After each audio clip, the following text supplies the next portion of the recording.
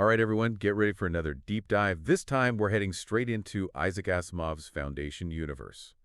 Specifically, we're looking at one character, the Mule, who really embodies the idea of chaos in this meticulously planned universe. Yeah, he's a fascinating one for sure. And we're going to really dig deep, back into the source material, the original stories, and even Asimov's notes. Try to wrap our heads around how this guy, this mutant with these incredible powers, managed to completely shatter Hari Seldon's like foolproof plan. You know what I mean? Exactly. We're talking about the Foundation here, built on science and logic, right? Supposed to navigate the fall of an empire and basically create this new era. Then, boom, here comes the Mule, flipping everything upside down. It's wild, right? And the whole thing like starts with his background. Asimov keeps the Mule's origins like totally shrouded in mystery. We don't even know his real name. All we have are these like fragments, the scattered memories from childhood. And even those were like collected by Han Critcher, that, former agent turned rebel who was obsessed with figuring out the truth about the Mule. But those memories, they're like pieces of a puzzle that don't quite fit. Exactly. That's what I was thinking. Like, can we even trust those memories? I mean, we're talking about the Mule here, the master manipulator. What if he planted those memories, created this whole story to make himself seem like almost mythical, you know? Oh, totally. That's totally plausible. He was all about crafting this image, controlling the narrative. Okay, so let's get into that manipulation, that his mutation, I mean, this ability to sense and like play with people's emotions. It's totally unique in the Foundation universe. We're not just talking brute force or fancy technology here. He's messing with people's minds, getting right to their core. And that's why he's such a problem for Seldon's plan, right? Think about it. Psychohistory, the whole science Seldon used to predict and guide the future, it depends on like predictable behavior from large groups of people, statistics, probabilities, all that jazz. But the Mule, he throws all that out the window. He's the wild card, the one thing Seldon never ever saw coming. Exactly. So the question is, right, is the Mule just this like random anomaly, a genetic fluke? Or is there something more? Some theories say he was, like a deliberate countermeasure to psychohistory, a force designed to like challenge Seldon's plan at its very foundation. What do you think? That is a serious head scratcher. Is the Mule pure chaos? Or is there a deeper purpose? It really makes you rethink the whole idea of destiny. Right. I mean, to really understand what he's doing, his drive to like reshape the entire galaxy, we got to dive into the Mule's head, his psychology. Even with what little we have, it's obvious he's a pretty messed up individual. Absolutely. He's wrapped up in fear, isolated, uncomfortable with real connections. There are even hints of trauma from his childhood, maybe from being a mutant, being different. And you see that isolation, right, in his relationships. Think about Magnifico, his clown. Keeps him in constant fear, but it's like the Mule gets some kind of twisted amusement from it. Like he needs that fear to feel, any kind of connection, no matter how messed up it is. That part was really disturbing. I mean, it's like the Mule's projecting his own issues onto Magnifico, this weird power dynamic where, like, fear equals entertainment. Exactly. And that brings us to his rise to power. The Mule doesn't conquer with brute force or tech, it's all psychological warfare, and he uses it on a galactic scale. That's right. Remember Lace Endeavors, that traitor who stumbles on the Mule's ambitions and tries to warn the Foundation? Oh, yeah, perfect example. The Mule plants fake evidence, uses Dever's trust against him, turns him into a pawn. Poor guy, a victim of his own good intentions, shows how cunning the Mule really is. Totally. And then there's what he does on Trantor, the old seat of the Galactic Empire. He doesn't just, storm in with an army. He uses what's already there, political tensions, whispers in the right ears, turns factions against each other. It's amazing. He's like a puppeteer, right? Controlling entire civilizations. The Mule gets it to control a society, control their emotions, their fears, their desires. It's chillingly effective. So effective. He breaks the Foundation, a society built on logic and reason, by turning their own emotions against them. And without, initially at least, firing a shot, just boom, minds manipulated, worlds conquered. It's pretty remarkable. The Mule goes completely off script from Seldon's vision. His whole thing exposes how limited psychohistory really is. And this is where things get really interesting, right? Where we go next in this deep dive. Did the Mule ultimately fall because of those limitations? Or was it something else entirely? Was it a calculated move by the mysterious Second Foundation? Yeah, the Second Foundation, they're like completely wrapped in secrecy. Seldon's safeguard against all those unexpected threats, like the Mule, the things that could totally derail his master plan for humanity. It's crazy how their existence, like their methods, are so vague. It's almost like Asimov wanted to keep us in the dark, make us debate their true nature, their motives. Right, it's a puzzle for sure. Think about it, you've got the first Foundation, based on like science and technology, right? Preserving knowledge, rebuilding civilization, all that. But Seldon knew logic and reason might not be enough to guarantee things went smoothly. That's where the second foundation comes in, operating in the shadows, using their mental powers to kind of nudge things along, guide events from behind the scenes. It's almost like Asimov's woven this, like, philosophical debate into this science fiction epic. Are we better off with logic and tech, or something less tangible, intuition, maybe even a bit of manipulation?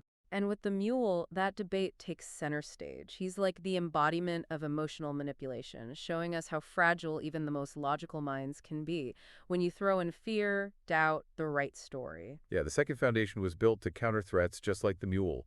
But how? What could they possibly use against someone who can basically reshape how the entire galaxy feels? That's the real mystery, right? Asimov gives us hints, like pointing to this group of mentalists trained to resist and maybe even manipulate emotions on this grand scale.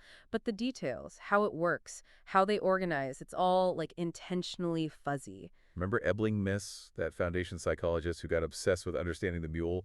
He thought he had it all figured out. His theory about Magnifico, the mule's clown. Oh yeah, Miss thought Magnifico's love for the mule was a clue. Everyone else is terrified, but Magnifico isn't. Miss figured the second foundation must have done something to him, left him like a beacon, a sign they were there. So the second foundation is playing their own game of psychological chess, using the mule's twisted relationship as a way to, like, mark their territory. Could be. It definitely fits the level of cunning and strategic thinking Asimov suggests the second foundation has. A battle of minds, but on a cosmic scale. But we still haven't answered the biggest question. Did the mule actually fall because of the second foundation? Or was there something else, something we're missing? Think about Bayoka confronting the mule near the end. That's a turning point for sure. She accuses him of failing to beat the real enemy, the force pulling the strings behind everything. It's almost like she can see through his power, like she recognizes the loneliness, the regret, maybe, that's eating him up inside. It makes you wonder, right? Could the mule, with all his power, have actually been undone by his own struggles? Did he just lose the will to conquer? Maybe he saw how pointless his ambition really was. That's an interesting thought. Did he conquer the galaxy just to end up trapped in his own head? Kind of tragic when you think about it. This incredibly powerful being, shaping the destinies of billions, but undone by the same emotions he was trying to control in everyone else. Yeah, it's almost like Shakespearea. And it makes you think about the cost of power, right? Can someone who manipulates emotion like that ever find any real peace, any real connection with anyone? And if the mule did choose to back down, did the Second Foundation just take advantage, orchestrate his downfall to push their own agenda? Or did they confront him head on? Some kind of epic psychic battle.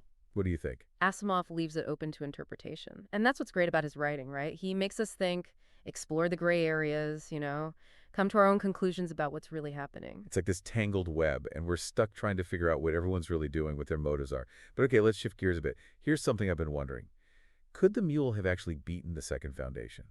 If he really wanted to, I mean. Based on what we know about his powers, his ability to sense and manipulate emotions across the galaxy, I'd say it's definitely possible. I mean, look what he did to the first foundation, a society based on logic and reason, and he took them down relatively easily. Right. He brought entire worlds to their knees without a single battle. He understood the power of stories, of playing on people's deepest fears and desires. And it wasn't just brute force manipulation either. The mule was smart. The way he used the political situation on Trantor, how he turned people who were trying to warn others into pawns, he was cutting. Even the second foundation might have struggled against that. But there's also that emotional vulnerability we talked about, right? The isolation, the potential trauma, the whole Magnifico thing. It all points to some deep insecurity. Right, right. You have to wonder if the thing that made him such a good manipulator also ended up being his weakness. Did the need to control, to manipulate, did all that lead to some kind of like self-sabotage? So he conquered the galaxy, but was trapped in his own mind the whole time. It's like a tragic irony, isn't it? This incredibly powerful being brought down by the very thing he was trying to control in others. It's a reminder that even in science fiction, even with these godlike powers, it's the human stuff, the internal struggles, that really matter. And that brings us to his legacy. What did the Mule's reign do to the Foundation universe? To Seldon's plan? What does it tell us about the forces that shape history? It's kind of crazy to think about how the mule's reign, even though it was like relatively short, really shook up Seldon's whole thousand-year plan. It was like a stress test for psychohistory, revealed all the weaknesses. Totally. That's a big thing here. Seldon's plan was all about predicting mass human behavior, But the Mule, with his whole emotional manipulation thing, just messed it all up. He showed that individuals could have a huge impact, something psychohistory just didn't, like, account for. He's like that, what was it, the Black Swan event. Throws all the probabilities out the window, throws off the whole curve. Yeah, exactly. And that forced the Foundation to, adapt, evolve. They couldn't just blindly follow Seldon's predictions anymore. Right, and this is where the second foundation comes back in. They're like Seldon's backup plan, safeguarding everything. Exactly. A totally different approach to guiding humanity. Subtle nudges and interventions instead of, the Foundation's focus on tech and economic power. But their methods, their whole existence, it's so, like, shrouded in mystery. Makes you question their motives. Are they really the good guys? Asimov doesn't give us a straight answer, and fans have been talking about it forever. Oh, for sure. They're definitely suspicious. I mean, who are they to decide the fate of humanity, even if they think they have good intentions? Like that old saying, who watches the watchman? If the second foundation is calling us the shots, how do we know it's for the best? Exactly. It reminds us that power, even with good intentions, can be a slippery slope. And that brings us back to the Mule, right? And the warning his story represents. Unchecked power, even in the hands of just one person, can cause so much damage. Whole civilizations can crumble. It's true. His ability to, change the way the whole galaxy felt, it shows how important psychological resilience is. Thinking critically even when someone's trying to manipulate you. It's a lesson that's still relevant today. I mean, we're constantly bombarded with information, ads, all this stuff trying to influence our opinions and emotions. The Mule story tells us to be skeptical, to question everything, to think for ourselves. In the end, the Mule's existence kind of makes you wonder, can we ever really predict and control the future? Seldom thought we could, at least in a broad sense, but the Mule throws that into question.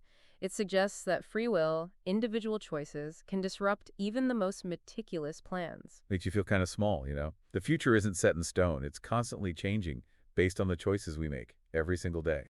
Yeah, and that might be the Mule's greatest legacy. Made the Foundation and humanity realize that we don't know everything.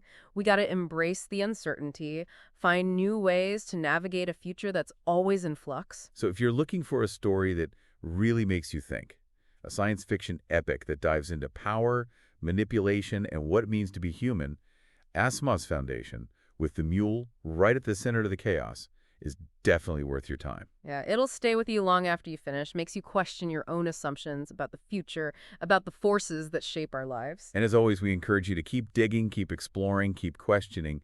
Never lose that curiosity. Because the best kind of knowledge is the kind we wrestle with, the kind we make our own. Thanks for joining us on this deep dive. Until next time, keep exploring and keep questioning.